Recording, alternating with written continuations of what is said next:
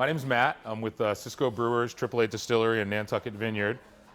Just by a show of hands, who's been to Nantucket? Nice, sweet. Our goal is to get everybody out there in time. We love hosting industry people. We have a beautiful facility out there with 3 bars. You can see it on the front of this brochure. There's a brewery bar, a winery bar, and a distillery bar.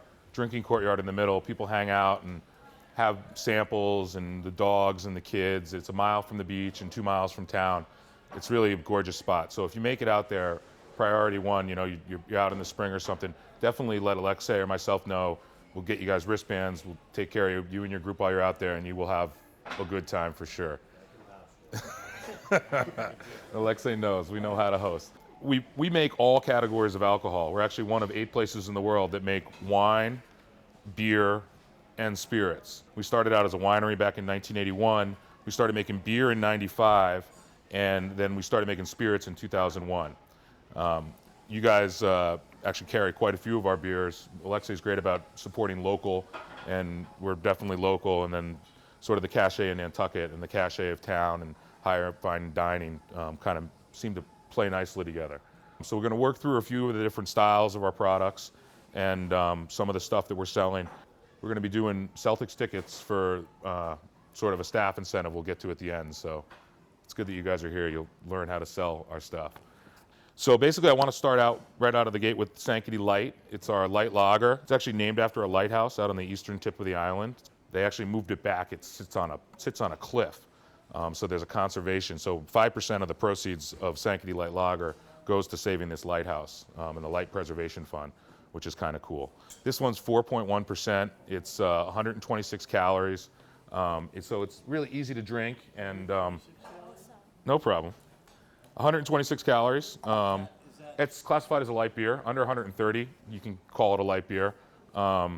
We wanted to make a light beer, but kind of designed to compete with like Sam Light, but at the same time have nice hop character and not sort of just a pale, taste like nothing, Bud Light sort of beer. So you get a little bit of the hop. Compared to like Miller Lite or like calorie wise. It has way more flavor than Miller Lite, and those beers are closer to like 100, 110 in that range. The more alcohol you have, and frankly, the more flavor you have, the more calories you're essentially putting in the beer. So at 126 calories, we were pushing the alcohol to be at 4.1%. Those Miller Lite and Bud Light and stuff are in the 3s. So yeah, a lot of people don't know that. And when you drink like a Harpoon IPA or a Whale's Tail Pale Ale, you're drinking something in the 5s or the 6s, which is essentially double the alcohol of like a Bud Light. So you get a lot of nice flavor. It's similar to Sam Light, but it's not as malty. It's got a little more hops. It's also kind of similar to like Stella. If you get people looking for like Stella or even Heineken, it's sort of a lighter beer, but with a little bit of flavor and bitterness. The color is typically based on the malt that you use. So like we use a lot of big, dark chocolate roasted malts for this stout. That's not a large malt bill. There's not as much malt in that beer. There's more barley and some hops, and frankly not as many ingredients. It's not as concentrated, if you will. I don't want to ask a stupid question, but I'm really not. There are no stupid questions. With beer, what do they use to make that beer? You use barley, you use malt, you use hops. Nearly all beers, I think legally all beers have to have barley, malt, and hops. And then after that, you can add other flavoring agents and stuff. This is a lager, which is a lighter German-style beer. It's a nice one for someone that's looking for a sort of a simple, light draft beer. We're going to move on from this one to my absolute favorite beer in the world that you guys are putting on draft soon. It's called the Gray Lady. It's actually named after Nantucket. The island is known as the Gray Lady. It's one of the nicknames for the island because of the fog that rolls in. It gets kind of gray, and a lady because everybody loves a lady. On the front here, we got a sea goddess, half man. It's got our distiller's head on it, Dean Long, and then it's got a sexy sea goddess turning into a mermaid holding a beer. It's pretty crazy. This one is also quite light. It's 4.5% alcohol, and it's got lemon, lime, and grapefruit right in the mash. Not the whole fruit, but the zest. So they zest a whole bunch of fruit, and then they put that zest right into the mash. And then to finish it, they don't use much hops at all. It's got chamomile and coriander. So it's not like bitter at all. It's very soft.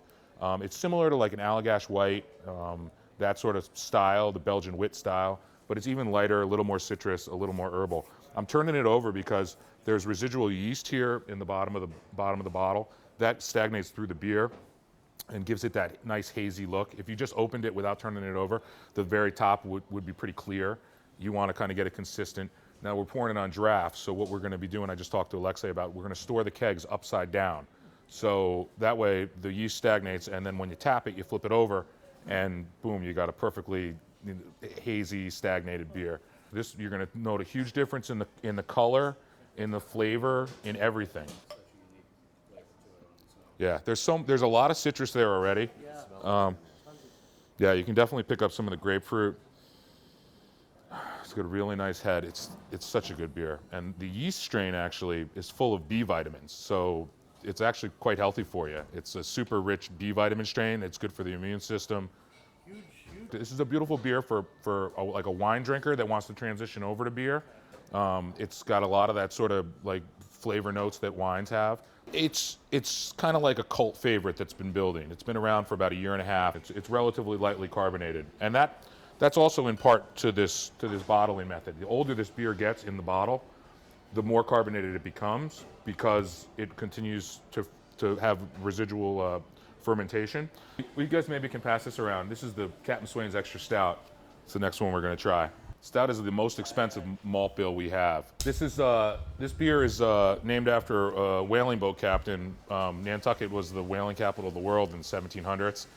So Captain Swain was a famous whaling boat captain, and he's actually related to our founding brewer, Randy Hudson. Swain was actually one of the founding families of the island. And try to incorporate history of the island, history of where we came from.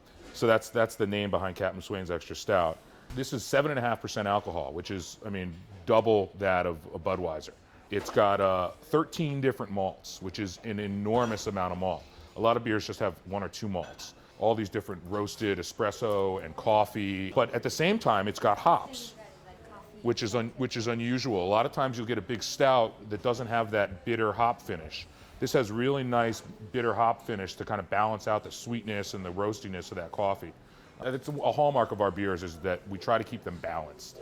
And in order to balance out 13 malts, you still have to use quite a bit of hops. One of the best beers we make, and for people that really like beer, they're going to be excited to have this beer. They're going to be like, wow, that was something. Our winery was founded in 1981 by Dean Long and his wife Melissa, and we actually import grapes from Washington State now. We used to grow grapes, and it's just a really difficult climate to grow grapes with the salt air and the fog and the hurricanes, and they grew grapes for years, and they had crops wiped out, they had mildew, they had all kinds of issues.